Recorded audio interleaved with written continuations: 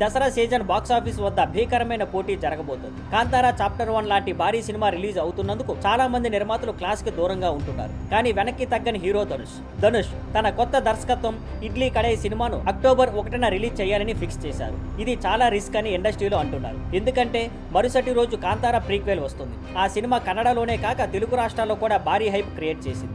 అదీ కాకుండా Pawan Kalyan OG cinema వారం ముందే రిలీజ్ అవుతుంది. రికార్డు స్థాయి టికెట్ రేట్లు, డిమాండ్ ఉన్నందున ఓజీ 2 వారాలు థియేటర్లను డామినేట్ చేసే అవకాశం ఉంది. ఈ పరిస్థితుల్లో ఇడ్లీ కడాయికి తెలుగు రాష్ట్రాలు, కన్నడలో థియేటర్ల కోసం కష్టపడాల్సిందే. తమిళనాడులో మాత్రం పరిస్థితి సులభం. ఉదయనిధి స్టాలిన్కి చెందిన రెడ్ జాయింట్ ఫిల్మ్స్ డిస్ట్రిబ్యూషన్ చూసుకుంటున్నందున అక్కడ విస్తృతంగా రిలీజ్ అవుతుంది. కానీ తమిళనాడు బయట మాత్రం పోటీ తీవ్రమైంది. ఇకపై బాలీవుడ్ సినిమా సంస్కారికి తులసి కుమారి కూడా అక్టోబర్ 2న వస్తుంది. ఇంతమంది స్టార్ సినిమాల మధ్యలో ధనుష్ తీసుకున్న రిస్క్ ఇడ్లీ కడాయిలోని ఎమోషనల్ డ్రామా ప్రేక్షకులను ఆకట్టుకుంటుందా అన్నది పెద్ద ప్రశ్న.